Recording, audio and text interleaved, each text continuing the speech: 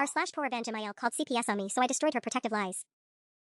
The social worker's clipboard trembled in her hands as she scribbled notes about my concerning parenting habits, and all I could think about was how my 3-month-old daughter Emma was upstairs crying while strangers photographed every inch of our home. Mrs. Peterson, we need to discuss the reports we've received, Linda Martinez said, her voice professionally neutral but her eyes scanning my living room like she was cataloging evidence. Multiple calls about potential neglect and unsafe living conditions. Multiple calls. My stomach dropped to the floor. This was the third CPS visit in 6 weeks. The first time, I'd been bewildered but cooperative, assuming it was some kind of mistake. A concerned neighbor, maybe, who'd heard Emma crying during her colicky phase.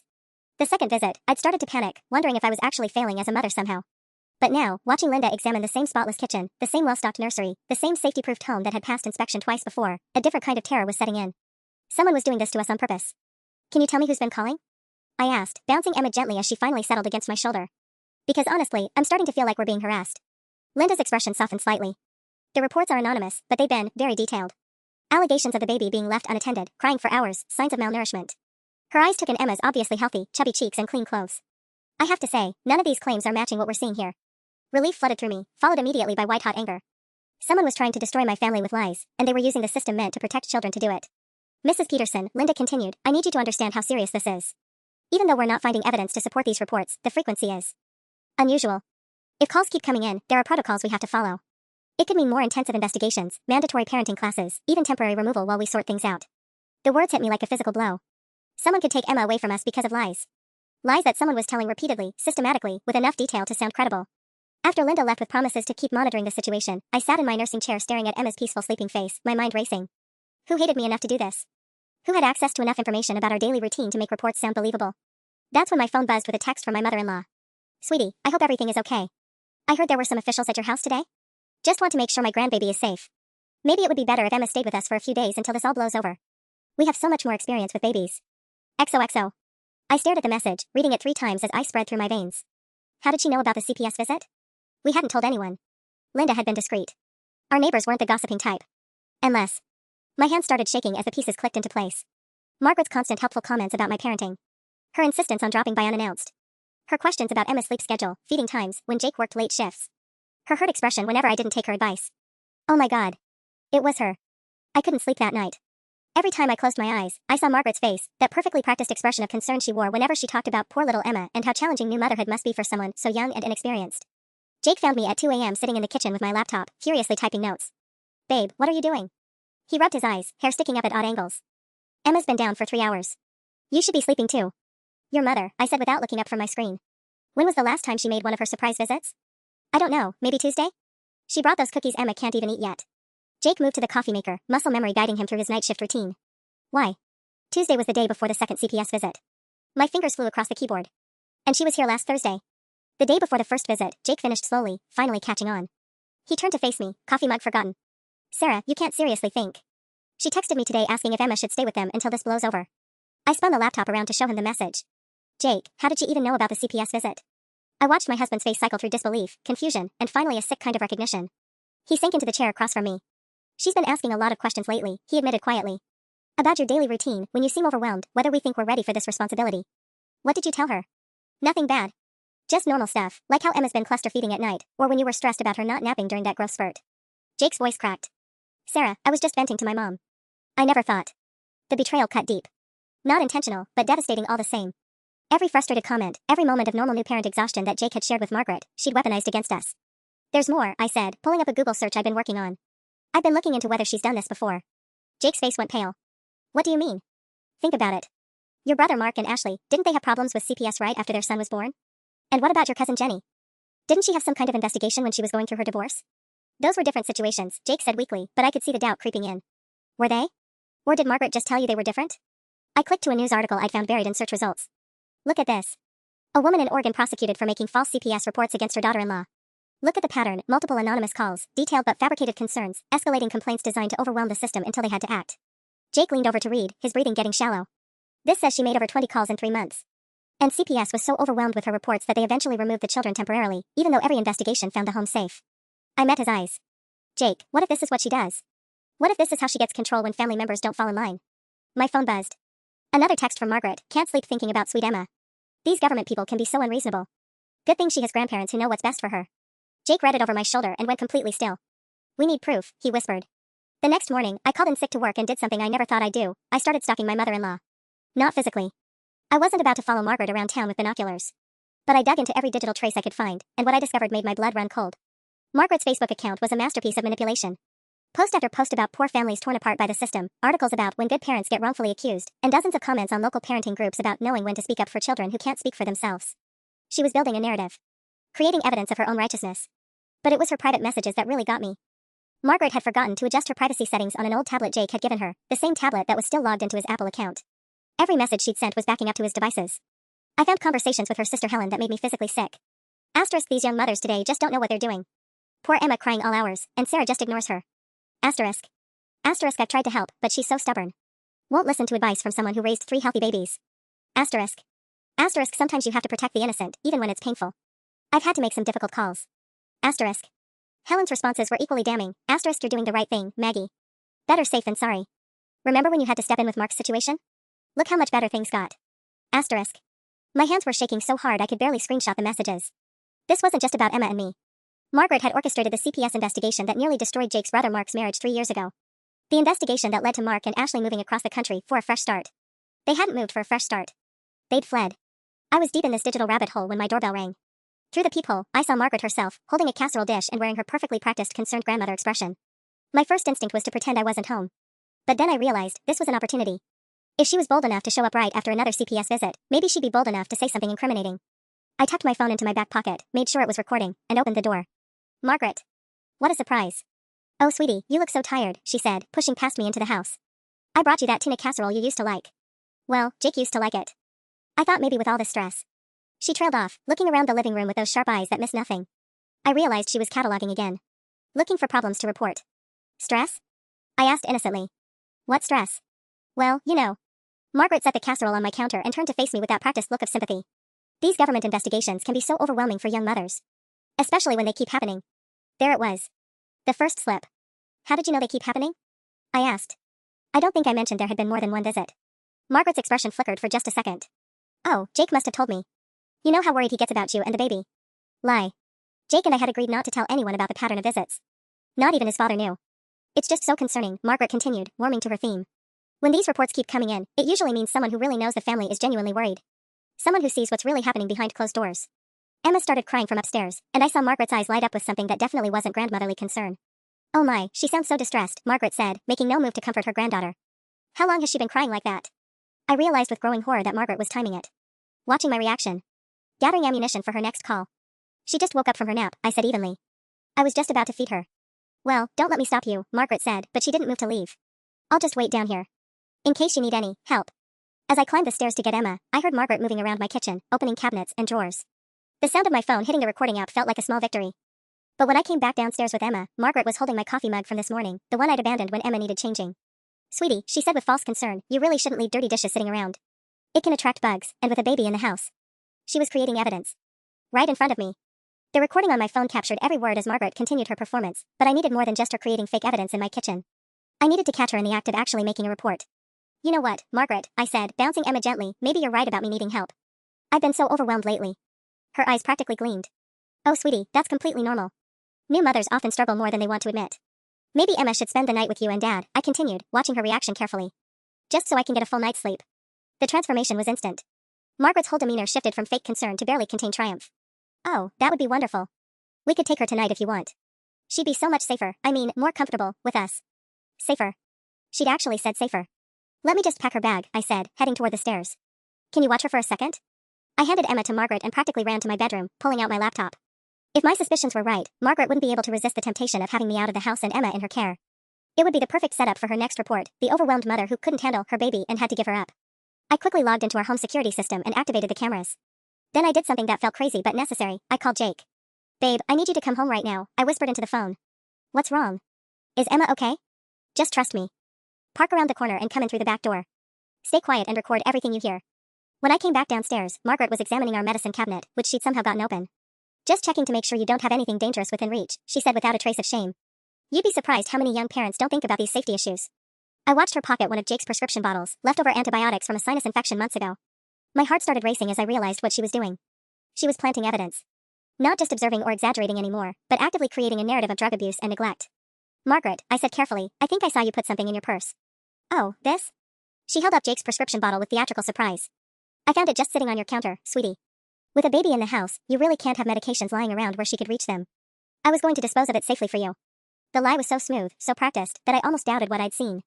But my phone was still recording, and I knew our security cameras had captured everything. That's when I heard the back door close softly. Jake was in position. You're right, I said, louder than necessary. I'm clearly not ready for this responsibility. Maybe CPS was right to be concerned. Margaret's mask slipped completely. CPS? Oh honey, you shouldn't think of it that way. Those reports were probably just from someone who cares about Emma's well-being. Someone? I pressed. Do you think it might be someone in the family? Someone who knows our routine well enough to know when to call? Well, Margaret said, her voice taking on that conspiratorial tone she used when sharing gossip, it would have to be someone who's seen concerning behavior firsthand. Someone who's tried to help but been rebuffed. Jake appeared in the doorway behind her, his phone raised and recording. Margaret didn't notice him, too focused on her performance. Someone like you? I asked directly. The silence stretched between us like a tightrope, and I knew we'd reached the point of no return. Margaret's face went through a series of micro-expressions, surprise, calculation, then something that looked almost like pride. Oh sweetie, she said, her voice dripping with false sympathy, I can see why you'd want to find someone to blame. But the truth is, good people sometimes have to make hard choices to protect innocent children. My blood turned to ice. She wasn't even denying it anymore. Hard choices? I repeated, making sure my phone was still recording. When I see my granddaughter in a situation that concerns me, when I see patterns that remind me of, well, other situations I've had to address in this family, sometimes the authorities need to be informed. Margaret shifted Emma to her other arm, and my daughter looked so small in the hands of someone who'd been systematically trying to destroy our family. Jake stepped fully into the room, and Margaret spun around, her face going white when she saw his phone. Jake. Honey, I didn't hear you come in. Her voice was strained, but she was still trying to maintain control. I was just explaining to Sarah how sometimes family members have to make difficult decisions. Like the difficult decisions you made about Mark and Ashley? Jake's voice was deadly quiet. The ones that made them move 3,000 miles away from their family? Margaret's composure cracked. That was completely different. Ashley was postpartum and clearly struggling, and Mark was working so much he couldn't see. Or like Jenny during her divorce? I added, taking a step closer. Funny how these investigations always seem to happen to family members who don't do exactly what you want. You don't understand, Margaret snapped, her mask finally slipping completely. I've raised 3 children successfully. I know what good parenting looks like, and I know when children are at risk. If you would just listen to me, accept my help instead of being so stubborn. Your help? Jake's voice rose. Mom, you've been calling CPS on my wife. On the mother of my child. You could have gotten Emma taken away from us. Margaret's eyes flashed with something ugly. Maybe that wouldn't have been the worst thing. You're both so young, so inexperienced. Emma would be better off with people who actually know how to care for a baby properly. The admission hung in the air like a toxic cloud. She just confessed, on camera, to making false reports with the goal of having our daughter removed from our home. Give me my daughter, I said, reaching for Emma. Margaret took a step back, clutching Emma tighter. Now wait just a minute. Maybe we should all calm down and think about what's best for the baby here. What's best for the baby is getting her away from someone who's been lying to government agencies, Jake said, moving to block Margaret's path to the front door. That's when Margaret played her final card.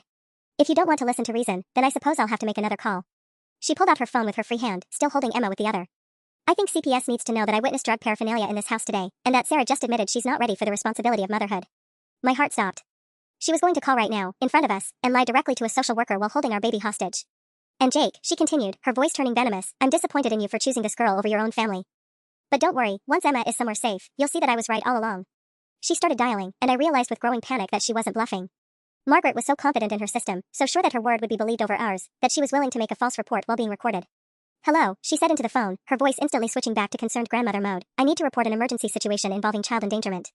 The sound of Margaret's voice on the phone, sweet as honey while she spun lies about drug paraphernalia and neglect, made something snap inside me. But before I could react, Jake stepped forward with a calmness that surprised me. Mom, hang up the phone. I'm sorry, there seems to be some family interference, Margaret said into the receiver, turning away from Jake. Yes, I'm witnessing the situation right now. The mother appears agitated and... Jake reached over and ended the call. Margaret stared at him in shock, then her face contorted with rage. How dare you? I'm trying to protect my granddaughter from... From what? From parents who love her. Jake's voice was steel. Give us Emma. Now. I will not. Margaret clutched our daughter tighter, and Emma started crying. This baby deserves better than 2 children playing house. I'm calling back, and this time. She tried to redial, but Jake grabbed the phone from her hand. In the struggle, Margaret stumbled backward, still holding Emma, and my heart nearly stopped as I watched my 3-month-old baby caught in the middle of this insanity. Careful. I shouted, lunging forward to steady them both. You're going to hurt her. I would never hurt Emma, Margaret snarled. Unlike you people, I actually know how to handle a baby properly. That's when I heard car doors slamming outside. Multiple car doors. My blood went cold as I realized what was happening. Did you call before you came over today? I asked, pieces clicking together. Margaret, did you already call them before you got here? Her smile was triumphant. I called this morning. Told them I was concerned about an escalating situation and that I'd be checking on the baby personally. When they couldn't reach you by phone, because you're so overwhelmed that you don't answer calls, they asked me to do a welfare check. The doorbell rang. Then came the pounding. CPS. Open the door, please. My knees nearly gave out. Margaret had orchestrated this entire scene. The visit, the confession, the struggle, all of it designed to create maximum chaos right before the social workers arrived. They were going to walk into what looked like a family in crisis, with Margaret positioned as a stable grandmother trying to protect a baby from unfit parents. This is perfect timing, Margaret said, smoothing her hair and checking her appearance. They'll see exactly what I've been trying to tell them. Jake and I exchanged panicked looks. How could we possibly explain this situation? Hi, we were recording my mother-in-law's confession to making false CPS reports when you arrived. That would sound insane. Ms. Peterson? Linda Martinez's voice came through the door. We need to speak with you immediately. Coming. I called out, my voice cracking. I turned to Margaret. Please. Just give me my baby before they come in. Absolutely not. Emma stays with me until this is resolved. Margaret arranged herself in the living room chair, positioning Emma so she looked calm and nurturing. They need to see who the stable adult is in this situation. Jake was frantically texting someone, probably his father or his brother Mark. I was trying to figure out how to quickly upload our recordings to cloud storage before the social workers confiscated our phones, which suddenly seemed inevitable. The pounding came again, more insistent. If you don't open this door, we'll have to involve law enforcement. Go ahead, Margaret called out sweetly. Let them in, Sarah. Unless you have something to hide? My hand hovered over the door handle. Once I opened it, there would be no controlling the narrative. Linda would see what appeared to be a family in complete meltdown, with Margaret cast as the concerned grandmother protecting an infant from chaos. But we had the recordings. We had proof of everything Margaret had said and done. The question was, would anyone believe us, or would Margaret's performance be convincing enough to finally get what she wanted? Emma's cries grew louder, and Margaret made no move to comfort her. She's probably hungry, I said desperately. Please, just let me. The authorities can determine what she needs, Margaret replied coldly. I opened the door to find Linda Martinez with 2 other social workers and a police officer. All of them took in the scene, me disheveled and panicked, Jake pacing with his phone, Margaret sitting calmly with a crying baby. We received a very concerning call, Linda said, stepping inside. Margaret's smile was radiant. Thank goodness you're here. The police officer's hand rested on his radio as he surveyed our living room, and I realized with growing horror that Margaret had timed this perfectly. Emma's cries filled the silence while the social workers took notes, their eyes moving between Jake's flushed face, my trembling hands, and Margaret's picture of serene grandmotherly concern. Mrs. Peterson, Linda said carefully, we received a report about escalating domestic conflict and possible substance abuse in the home. The caller was concerned for the infant's immediate safety. Margaret shifted Emma in her arms, and my daughter's cries intensified. She's been like this for 20 minutes, Margaret said sadly to Linda. Poor little thing. Sarah was upstairs for so long when she started crying. I've been trying to help, but... The lie was so smooth, so believable. Margaret had been here for less than an hour total, and Emma had only been crying since the confrontation started 5 minutes ago. But to an outside observer, it looked exactly like Margaret's narrative, overwhelmed parents, crying baby, stable grandmother stepping in. That's not true, I said, my voice coming out too high and desperate. She's only been crying since the arguing started, Jake finished, and I could have kissed him for the way he said it. Calm, factual, supporting my story without sounding rehearsed. The second social worker, a man I didn't recognize, was examining our living room with sharp eyes. We're going to need to do a full assessment of the home environment. Are there any substances on the premises we should be aware of? My heart sank as I remembered the prescription bottle Margaret had pocketed. Even though we had her on camera taking it, how could we prove that without looking like we were making excuses? Just normal household items, Jake said. Over-the-counter medications in the bathroom cabinet, that kind of thing. Margaret's eyes glinted with satisfaction. Actually, she said with perfect reluctance, I did find something concerning earlier. I was hoping to discuss it privately with the family first, but... She reached into her purse and pulled out Jake's prescription bottle. I found this just sitting on the kitchen counter where the baby could reach it, Margaret said, handing it to Linda with a sorrowful expression. I was so worried about little Emma's safety. Linda examined the bottle, frowning at the date. This is from March, Mr. Peterson. It's November now. It was in our medicine cabinet, I said quickly. She took it from our bathroom man. Sarah, Margaret interrupted gently, I understand you're upset, but there's no need to make accusations. I'm just concerned about proper medication storage with a baby in the house. The police officer stepped forward. Ma'am, we're going to need you to calm down. Getting agitated isn't helping anyone here. Calm down. The 2 words that make every panicked person feel completely unheard. I took a deep breath and tried to think clearly. We had recordings of everything, but I needed to get the social workers to actually listen to them before Margaret's performance convinced them to remove Emma immediately. Linda, I said, forcing my voice to stay level, I know this looks chaotic, but there's something important you need to hear before you make any decisions about Emma's safety. Margaret's grip on Emma tightened almost imperceptibly. I think we should focus on what's best for the baby right now, don't you? Which is exactly what I'm trying to do. I pulled out my phone, praying the recording was still intact. You said earlier that the reports you've been receiving have been detailed and frequent. What if I told you I have proof of who's been making those calls? The room went silent except for Emma's cries. Linda looked intrigued despite herself. What kind of proof? Margaret's face had gone pale, but her voice remained steady. Sarah, honey, I think the stress is making you paranoid. Maybe we should focus on getting you some help. The kind of proof that shows a pattern, Jake interrupted, pulling out his own phone. The kind that shows this has happened to other family members too. That's enough, the police officer said sharply. We're here to assess the child's safety, not to referee family disputes. But Linda held up a hand. Actually, if there's evidence of false reporting, that's something we need to investigate. False CPS reports are a felony. Margaret's mask slipped for just a second, a flash of genuine fear before she recovered. Of course you should investigate any false reports. But right now, shouldn't we be focusing on this baby's immediate needs? As if on cue, Emma's cries reached a fever pitch. Margaret made a show of trying to soothe her, rocking back and forth, but I could see what she was really doing, demonstrating that even she, the experienced grandmother, couldn't comfort Emma in this chaotic environment. She needs to nurse, I said, reaching toward my daughter. Please, she's hungry and she doesn't know you well enough to. I think it's best if we maintain the current arrangement until we can sort this out, the officer said, and my world started crashing down around me. They weren't going to let me comfort my own crying baby because Margaret's performance was too convincing. In their eyes, I was the unstable element in the room. That's when my phone buzzed with a text message. Then Jake's phone. Then another buzz, and another. Jake glanced at his screen and his eyes widened. It's Mark, he said quietly. And Ashley. And my dad. Margaret's face went ashen as she realized what was happening. Our family was responding to Jake's earlier texts, and they were responding fast. My phone buzzed again. A text from Ashley with a single line that made my heart soar, recording everything Margaret told us about CPS. On our way. Don't let them take Emma. The cavalry was coming. But would they arrive in time? Emma's cries were piercing through the tension in the room when my front door burst open without a knock. My heart jumped until I saw Jake's father, Robert, striding in with a face like thunder, followed by a woman I didn't immediately recognize. Nobody touch that baby, Robert commanded, his voice carrying the authority of 30 years as a high school principal. The police officer's hand moved toward his radio, but Robert was already pulling out a thick manila folder.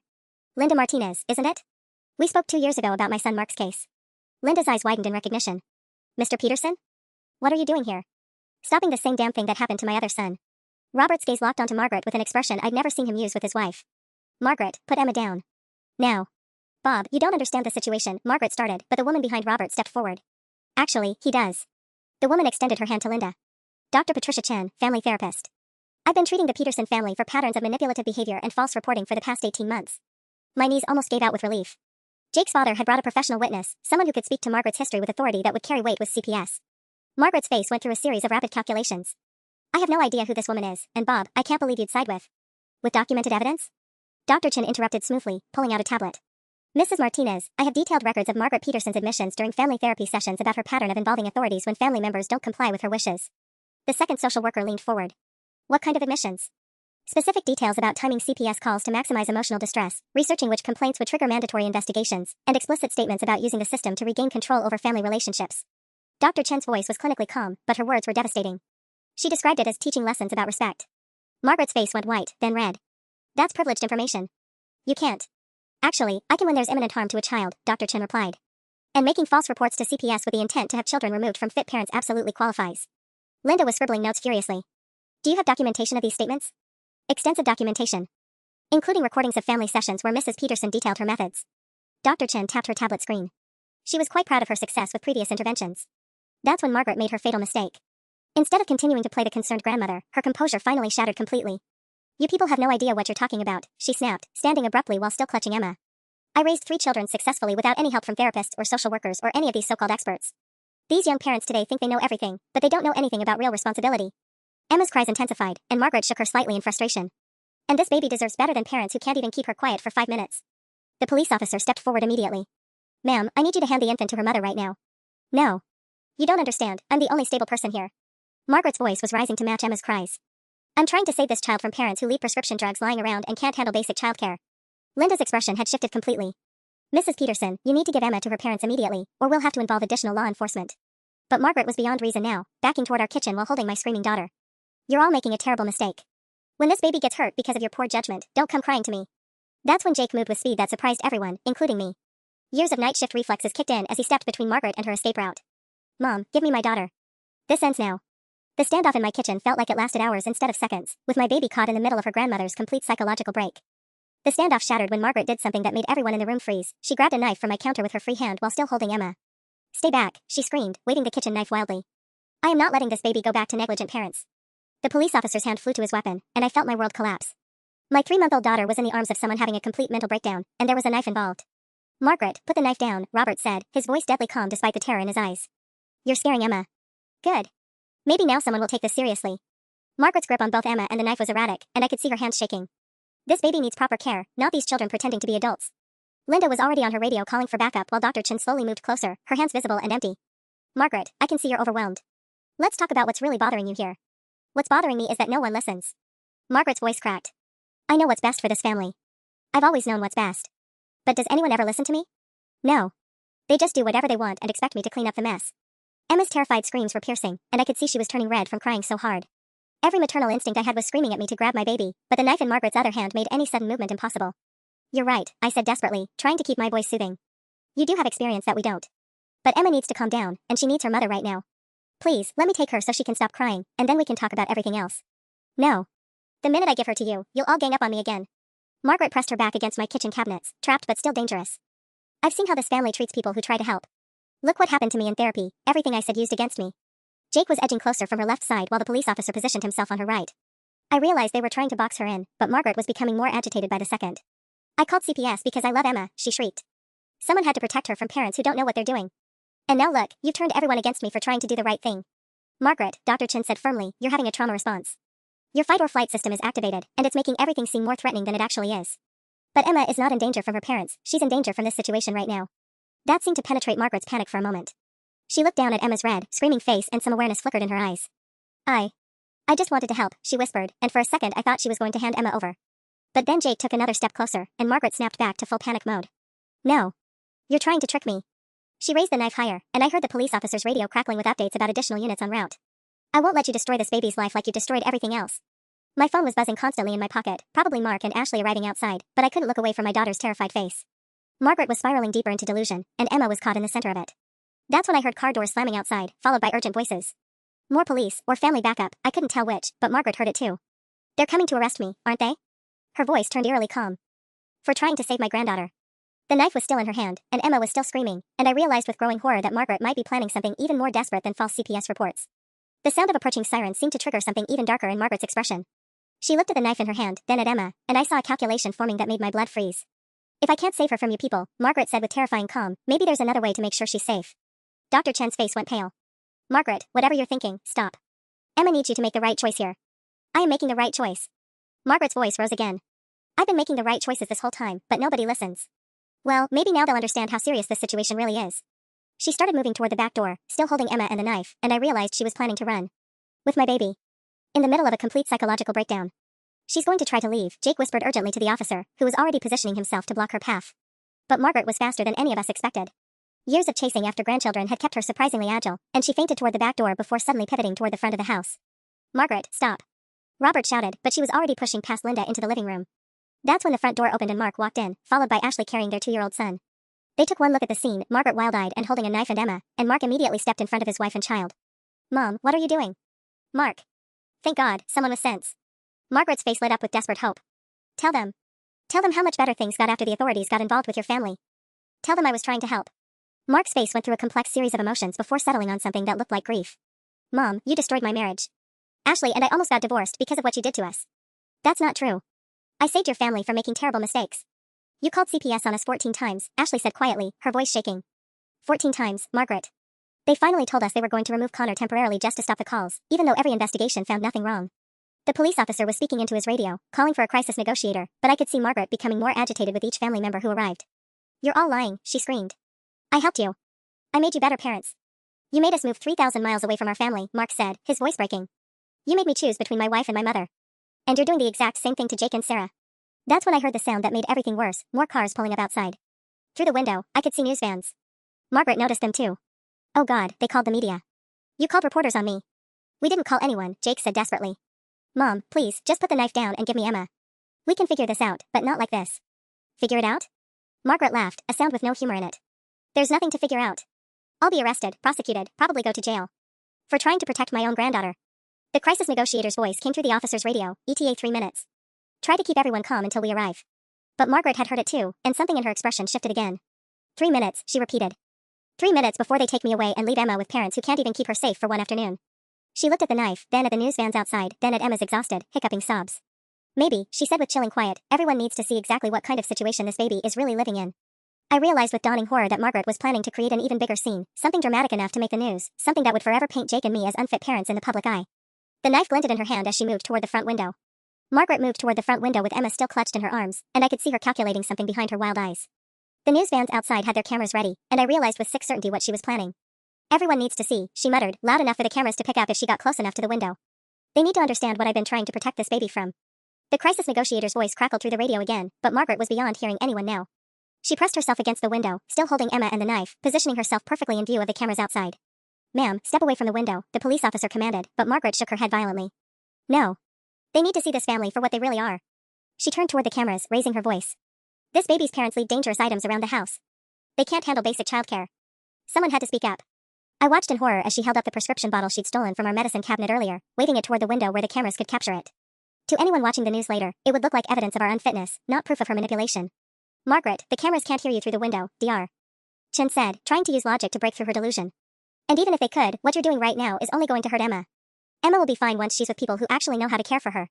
Margaret spun away from the window, and I saw her gaze land on our front door. She was planning to go outside. To take my baby out there where the cameras were rolling, where she could perform her twisted narrative for the entire world to see. She's going to try for the door, Jake whispered to Mark, and I saw both men position themselves to block her path. But Margaret had spent months studying our house layout during her helpful visits. Instead of heading for the obvious exits, she backed toward the kitchen again, toward the door that led to our garage. The garage connects to the driveway, I said urgently to the officer. She can get to the cameras from there. Ashley quickly pulled out her phone and stepped into the hallway, speaking in urgent whispers. I caught fragments. Need to control the media narrative, false reporting, grandmother having breakdown. Smart. Whatever Margaret said to those cameras, Ashley was making sure our side of the story got out simultaneously. Margaret had reached the kitchen doorway when more people burst through our front door, CPS supervisors, additional police, and someone in a suit who looked like he might be from the district attorney's office. Mrs. Peterson, the suit said, his voice carrying legal authority, I'm ADA Morrison. We have evidence of repeated false reporting to state agencies, which is a felony. Anything you do right now is only making your legal situation worse. For a moment, Margaret wavered. The word felony seemed to penetrate her panic, and I saw doubt flicker across her face. Legal situation, she repeated. I haven't done anything illegal. I reported concerns about child welfare, which is what any responsible adult should do. 14 false reports against your son Mark's family. 7 reports against your niece during her divorce. And now multiple false reports against Jake and Sarah. ADA Morrison pulled out a tablet. We've been building a case against you for systematic harassment using state agencies. Today's incident just gave us everything we need. The color drained from Margaret's face as the full scope of the investigation became clear. They hadn't just been looking into our situation, they'd been tracking her pattern across multiple families, multiple years. That's impossible, she whispered. Those were legitimate concerns. Were they? Dr. Chen stepped forward with her own tablet. Because in our recorded therapy sessions, you described exactly how you timed these calls for maximum impact. You called it your insurance policy for keeping family members in line. Margaret's grip on both Emma and the knife loosened slightly as the reality of her situation began to sink in. But instead of surrender, I saw something even more dangerous flash in her eyes. Desperation. If you're going to destroy my life over trying to protect my family, she said, backing toward the garage door, then everyone's going to see exactly what kind of people would let this happen. She reached for the door handle, Emma still in her arms, the knife still in her hand, and the news camera still waiting outside. The next few seconds would determine everything. The garage door handle turned under Margaret's grip, and I heard the mechanical whir of the automatic door beginning to rise. In seconds, she'd be outside with Emma, performing her twisted narrative for rolling cameras while my baby was caught in the chaos. That's when Jake made a decision that stopped my heart. Mom, you want everyone to know the truth? He stepped directly into her path, his phone held high with the camera recording. Then let's tell them the real truth. Let's play the recording of you admitting to making false CPS reports. Let's show them the prescription bottle you stole from our medicine cabinet. Let's give them the whole story. Margaret froze, her face cycling through confusion and rage. You wouldn't dare. I already uploaded everything to social media, Ashley called from the living room, her own phone in hand. It's streaming live right now. Your confession, the theft, all of it. The lie was brilliant. I could see Margaret's grip on reality wavering as she tried to process this new threat to her carefully constructed victim narrative. You're bluffing, she said, but her voice lacked conviction. Check for yourself, Jake said, taking another careful step closer. It's on Facebook, Twitter, Instagram. Everyone can see exactly what you said about teaching lessons and making difficult calls. Your book club friends are probably watching right now. Margaret's eyes darted toward the cameras outside, then back to Jake's phone, and I saw the exact moment her master plan crumbled. If recordings of her confession were already public, going outside with Emma wouldn't make her look like a concerned grandmother, it would make her look like exactly what she was, an unstable woman having a breakdown while holding someone else's baby. But instead of surrendering, Margaret's desperation took a different turn. Fine, she said with eerie calm. If you're going to destroy me anyway, then I'm taking Emma somewhere safe until this all gets sorted out. Somewhere you people can't find us. My blood turned to ice. She was talking about kidnapping. Taking Emma and running. The airports are already being monitored, ADA Morrison said firmly. Mrs. Peterson, there's nowhere to go that won't make this infinitely worse for you. Who says anything about airports? Margaret's smile was chilling. I've been planning for the possibility that this family might need intervention for months. I have resources you people don't know about. Resources. The word sent panic shooting through me as I realized Margaret might have been preparing for this scenario, setting up safe houses, fake identities, escape routes. How long had she been planning to take Emma if her CPS strategy failed? Dr. Chen stepped forward, her voice clinically calm. Margaret, you're describing felony kidnapping now. In front of multiple law enforcement officers. You need to stop talking and think about what you're actually saying. I'm saying that sometimes protecting innocent children requires sacrifices that lesser people wouldn't make, Margaret replied, adjusting her grip on Emma with renewed determination. I've sacrificed everything for this family, and if this is how you repay me, then Emma and I will be better off somewhere else entirely. The crisis negotiator's voice crackled through the radio, on scene. Coming to the front door. But Margaret heard it too, and I watched her make a calculation that terrified me. She looked at the garage leading to the driveway full of cameras and police cars, then at the crowd of family and officials blocking her path back through the house. There's a third option, she murmured, almost to herself. That's when I noticed what I should have seen earlier. Our kitchen window was open above the sink. It led to our side yard, away from the cameras and commotion. Away from the police cars blocking the street. Margaret noticed my gaze and smiled. Smart girl. You always were quicker than Jake gave you credit for. She was going to try to escape through our kitchen window. With my 3-month-old baby. While holding a knife and in the middle of a complete psychological breakdown. The next 30 seconds would determine whether I ever saw Emma again. Margaret was 3 steps from the kitchen window when Emma's diaper bag, sitting on our counter, gave me a desperate idea. Wait. I called out, my voice cracking with manufactured panic. Her inhaler. Emma needs her inhaler. Margaret stopped mid-step, confusion flickering across her face. What inhaler? For her breathing issues, I lied, praying she wouldn't remember that Emma was perfectly healthy. It's in her diaper bag. If you're taking her somewhere, she needs it or she could have an episode. I watched Margaret's face cycle through doubt and maternal programming. Despite everything, her grandmother instincts were warring with her desperation. She doesn't have breathing issues, Margaret said slowly, but I could see uncertainty creeping in. She does when she gets overstimulated, Jake jumped in, catching on to my plan. All this crying and chaos, look how red her face is getting. Emma was indeed flushed and exhausted from screaming, and Margaret looked down at her with genuine concern for the first time in this entire nightmare. The inhaler's right there in the front pocket, I pressed on, gesturing to the bag that was just close enough to me. Please, whatever you're planning, don't let her suffer because she can't breathe. Margaret's grip on the knife loosened as she stared at Emma's tear-streaked face. For a moment, I thought she might actually hand Emma over to get the fictional inhaler herself. Instead, she made a choice that changed everything. You get it, she said, pointing the knife at me. Slowly. Any sudden moves and I'm gone with her. My hand shook as I reached for the diaper bag, but not from fear, from hope. Because inside that bag wasn't just baby supplies. Jake's security company had insisted we keep a GPS tracker in anything that left the house with Emma, in case the diaper bag ever got lost or stolen. If Margaret took that bag with Emma, we could track them anywhere. Hurry up, Margaret snapped, her eyes darting between me and the window. I can hear more cars outside. She was right. The crisis negotiator had clearly called for additional backup, and I could hear radio chatter getting more intense. Margaret's window of opportunity, literally, was closing fast. I unzipped the front pocket of the diaper bag with deliberately clumsy fingers, making a show of searching for something that didn't exist while palming the GPS tracker. It was small enough to slip into Emma's onesie without Margaret noticing, if I could just get close enough. I can't find it, I said, my voice rising with fake panic. It must be in the main compartment. Please, let me look. Forget it. Margaret snapped, but her eyes lingered on Emma's flushed face. We'll find a pharmacy. That's when the crisis negotiator's voice came from right outside our kitchen window. Mrs. Peterson, this is Detective Williams. I'd like to talk with you about what's happening here. Margaret spun toward the window, startled, and I saw my chance. In one fluid movement, I lunged forward and managed to slip the GPS tracker into Emma's sock before Margaret could react. Get back, she screamed, raising the knife, but the damage was done. Now, no matter where Margaret took my daughter, we could find them. But first, we had to survive whatever Margaret was about to do next. Because the look in her eyes had shifted from desperation to something far more dangerous, the cold calculation of someone who had nothing left to lose. You people have pushed me too far, she said, backing toward the window where Detective Williams was still trying to establish communication. But you know what? Maybe it's time everyone learned what happens when you corner a mother protecting her family.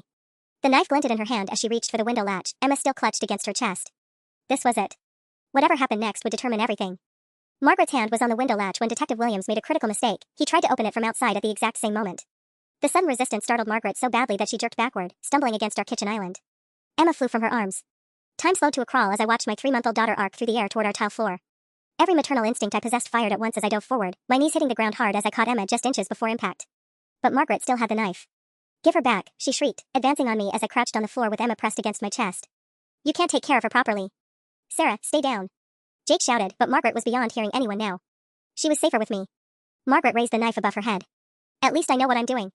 That's when 3 things happened simultaneously. Detective Williams crashed through the kitchen window in an explosion of glass, the front door burst open with a team of tactical officers, and Margaret brought the knife down. Not toward Emma or me, toward herself. If I can't save her, I'll show everyone what you people drove me to, she screamed, the blade aimed at her own chest. Jake tackled her sideways before the knife could connect, both of them crashing into our refrigerator. The blade clattered across the floor as Margaret collapsed in a heap, sobbing hysterically. I just wanted to protect her, she wailed as the tactical officers restrained her. She's my granddaughter. I just wanted to protect her. Emma was screaming again, but this time they were healthy, angry cries instead of terrified ones. I pressed my face against her tiny head, breathing in her familiar smell, feeling her solid warmth against my chest. Ma'am, we need to check both you and the baby for injuries, Detective Williams said, carefully stepping through the broken glass. That was a hard fall. My knees were bleeding from hitting the tile, and I could feel glass fragments in my palms, but Emma appeared completely unharmed. I ran my hands over every inch of her little body while a paramedic watched, confirming what I already knew, she was perfect. Traumatized, exhausted, but physically perfect. Margaret was still crying as they led her toward a police car, her voice carrying back through the broken window. They don't understand. No one understands what real love looks like. Actually, we do, Dr. Chin said quietly, appearing beside me with a warm blanket. Real love doesn't involve knives and false police reports and kidnapping attempts. Jake was giving his statement to another officer, his hands shaking as he recounted the tackle that probably saved Margaret's life. My husband, who'd grown up calling this woman mom, had just watched his mother try to harm herself in our kitchen after threatening his family. Is she going to jail? I asked Detective Williams. Multiple felonies, he confirmed. False reporting, attempted kidnapping, assault with a deadly weapon. Even with psychiatric evaluation and treatment, she's looking at serious time. Through our broken window, I could see the news crews finally getting their story, but not the one Margaret had planned. Instead of an unfit mother losing her child, they were filming a grandmother being arrested for terrorizing her own family. Sarah? Ashley appeared in the doorway, her face pale. The GPS tracker worked perfectly. We had your location the whole time, even before you put it on Emma. I looked down at my daughter's sock where the tiny device was hidden, then back at the chaos in my kitchen. Despite everything, the false reports, the manipulation, the threats, we'd outmaneuvered Margaret at every turn. But as I watched the police car disappear down our street, Emma finally calm in my arms, I couldn't shake the feeling that this wasn't really over. Because Margaret's final words were still echoing in my head, no one understands what real love looks like. What if she still believed that? What if jail time just gave her more time to plan? 6 months later, I was changing Emma's diaper when my phone rang with a number I didn't recognize. This is a collect call from the county correctional facility. Will you accept charges for Margaret Peterson? My blood ran cold.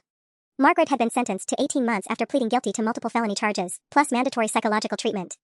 Her lawyer had advised the family that she might try to contact us, but I never thought she'd actually do it. No, I said firmly, hanging up.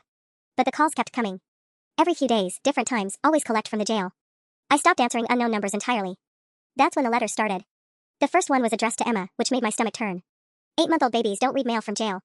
Inside was a rambling, 4-page letter about how Margaret was getting the help she needs and learning to express her love appropriately and how she couldn't wait to have a proper relationship with her granddaughter. The second letter was addressed to Jake and me together. It was shorter but more disturbing, detailed instructions for Emma's care that assumed we'd be bringing her for prison visits. Feeding schedules, nap times, important bonding activities Margaret wanted to supervise from behind plexiglass. By the fourth letter, Jake was ready to file harassment charges. She still doesn't get it, he said, pacing our living room while I fed Emma her evening bottle.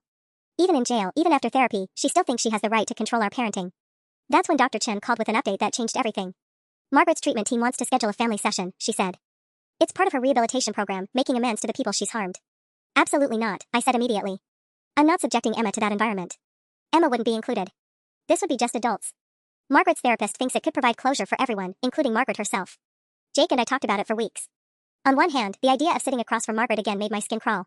On the other hand, maybe this was our chance to finally make her understand the damage she'd caused. We agreed to one session. Just one. The county jail's family meeting room was nothing like I'd expected, warm lighting, comfortable chairs, no bars or barriers.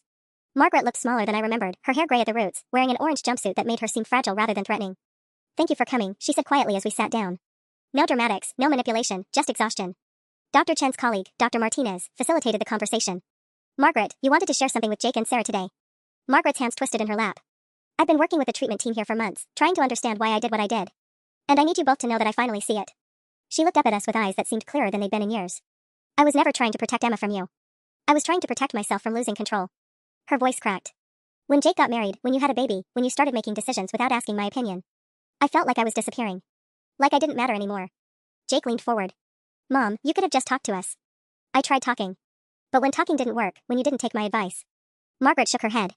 I convinced myself that you were the problem. That Emma was in danger. But the real danger was my own fear of not being needed. She turned to me with tears in her eyes. Sarah, I put you and Emma through hell because I couldn't accept that Jake chose you. Not because you weren't good enough, but because you were so good that you made me feel unnecessary. The apology I'd been expecting for months finally came, and it was more honest than anything I'd heard from Margaret before. I don't expect forgiveness, she continued. I just needed you to know that I understand now. You're wonderful parents. Emma is lucky to have you. And I'm going to respect your boundaries from now on, even if that means I never see my granddaughter again. For the first time since I'd known Margaret, her words felt completely genuine. 3 months later, when Margaret was released with supervised probation and mandatory continued therapy, she kept her promise. No surprise visits, no manipulative gifts, no attempts to override our parenting decisions. Instead, she sent a single card on Emma's first birthday. Happy birthday, Emma. I love you from a distance until I can love you the right way up close. Grandma Margaret. It wasn't perfect. Trust would take years to rebuild, if it ever could be. But for the first time in over a year, I felt like our family was truly safe. Emma took her first steps last week, toddling between Jake and me in our living room, laughing with pure joy. And for once, I wasn't looking over my shoulder, wondering who might be watching, judging, or planning to destroy what we built. Sometimes the best revenge isn't destruction, it's simply living well, loving freely, and protecting what matters most. Our little family was finally, genuinely free.